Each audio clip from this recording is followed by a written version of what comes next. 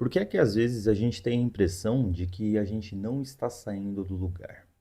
Eu vejo muitas pessoas um tanto quanto perdidas por aí, assim como eu já me senti grande parte da minha vida também, frequentando festas, frequentando bares, frequentando lugares com muita frequência. Todo fim de semana tá batendo na porta de uma boate, tá batendo na porta de um bar, tá batendo na porta da casa de um amigo, talvez, para socializar. E não que seja ruim socializar, muito pelo contrário, a gente precisa, né? A vida é feita de equilíbrio, a vida nos exige equilíbrio a todo momento.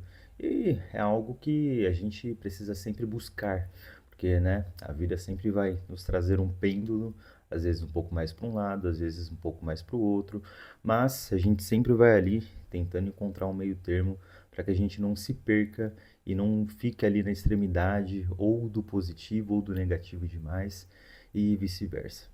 Agora, o fato é que não dá para negar que existe algo muito errado com uma pessoa que não consegue parar um fim de semana em casa, que está sempre em festas, está sempre em bares, está sempre com os amigos e que boa parte das vezes não consegue, por conta disso, ficar sozinho consigo mesmo. Ou será que talvez não é o contrário?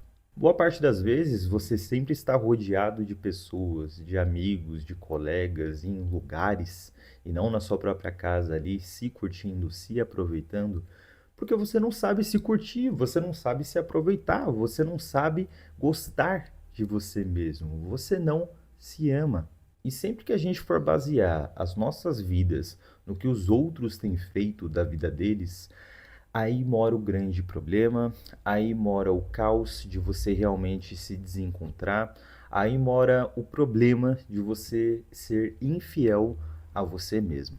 A gente vive em uma lógica capitalista no qual é bacana que todo mundo faça a mesma coisa. É bacana que numa sexta ou num sábado à noite todo mundo esteja numa boate gastando do próprio dinheiro e de certa forma se aliviando, né, das tensões ali que foram acumuladas durante a semana. É bacana para o sistema, de fato, que você haja dessa forma. É bacana para que todo mundo, né, assine um contrato ali de certa forma de muitas vezes mediocridade e simplesmente se dê ao luxo de sempre estar vivendo esses ciclos repetitivos, justamente porque todo mundo está fazendo. Então, se todo mundo está fazendo, não tem por que eu me sentir mal nesse sentido.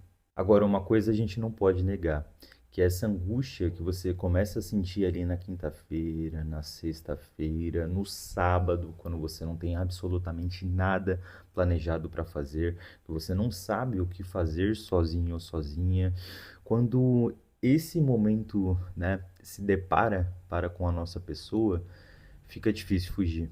Fica difícil negar de que a gente muitas vezes não está fazendo escolhas que de fato nós gostaríamos.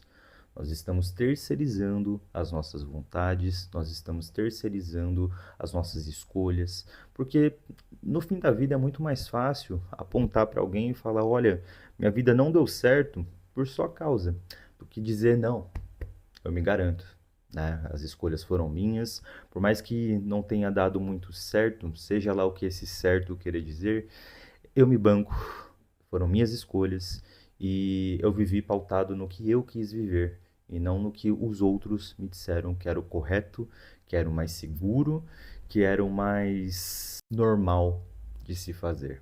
E muita gente passa uma vida inteira sem se dar conta de que ela continua estagnada no mesmo lugar justamente por fazer as escolhas pautadas no que os outros acham que é melhor para ela, por ouvir demais a opinião alheia, por ouvir muito de pessoas que talvez não tenham construído muita coisa de suas vidas, ou às vezes que construíram sim, mas que muitas vezes escondem o lado negativo da vida, escondem ali os problemas reais do dia a dia, de uma vida real, de um cotidiano real, e não do que a gente enxerga como uma vida perfeita.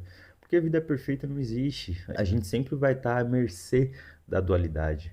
Da mesma forma como existem coisas boas, existem coisas ruins, isso, claro, depende do ponto de vista, mas uma vida real, antes de tudo, é uma vida a qual você tem escolhido trilhar os seus próprios caminhos, Uma vida sem angústia é aquela qual você genuinamente escolheu os seus próprios caminhos, você foi atrás daquilo que você gostaria de fazer e você, antes de tudo, se gosta, sabe do que você gosta na sua inteireza, sabe do que você gosta de fazer, de com quais pessoas você gosta de estar, de quais lugares você gosta genuinamente de ir e principalmente você consegue ficar bem com a sua própria companhia. Mais de 80% da população não ganha muito.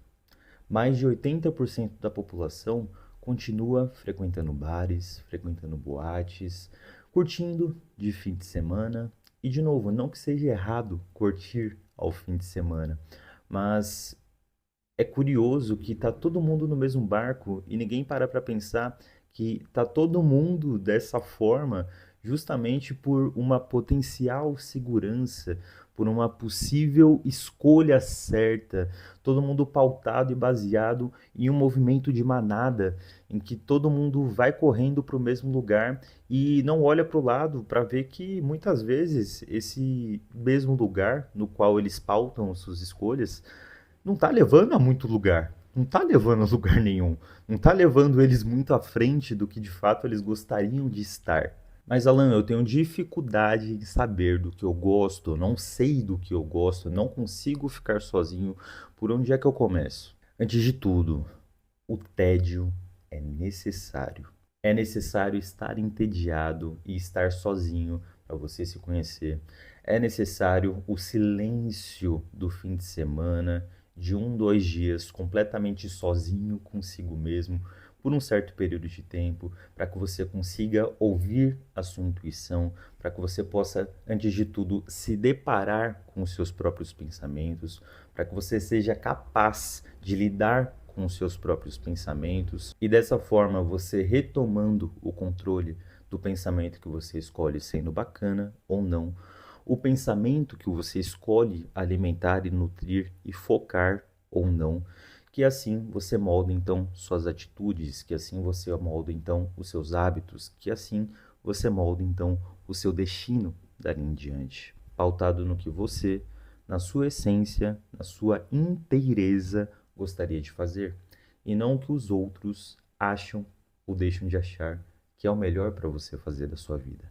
Eu sei que é muito difícil fazer isso porque o nosso cérebro foi moldado. Uma das principais funções dele, na sua primitividade, funções de sobrevivência, é agir em bando. É você sentir a necessidade de estar com as pessoas. E não entenda errado o que eu estou dizendo aqui. Eu não estou falando para você ligar o modo caverna pelo resto da vida. Não é isso. É o equilíbrio. Você precisa, antes de tudo, saber e se conhecer para saber qual caminho você vai trilhar. Caso contrário, você vai acabar como a maior parte da população acaba. Como a maior parte das pessoas chega no fim da vida e não sabe o que está fazendo ainda, não sabe o que veio fazer aqui, não sabe dizer o que nutre a sua própria alma, não sabe dizer o que faz a vida valer a pena no que diz respeito a você e a sua concepção do que é uma vida que vale a pena. E vai ser difícil convencer as pessoas às quais você mais ama a entenderem de que o caminho que você está seguindo pode não ter segurança, pode não ter garantias, mas que é a sua vida, é o seu caminho, é a tua jornada. Ninguém pode escolher por você, porque como já dizia a Glória Maria, ninguém vai se deitar no caixão por você. Então que você faça as suas próprias escolhas. Não deixa com quem decida por você, não. Não deixa com que os seus amigos te olhem torto, de certa forma, falando, amigo, tem certeza? Não sei. Esse caminho aí não parece muito legal, não parece muito seguro. Será que é isso mesmo que você deveria fazer? É só você que está na sua própria pele. É só você que conhece a sua história por inteiro.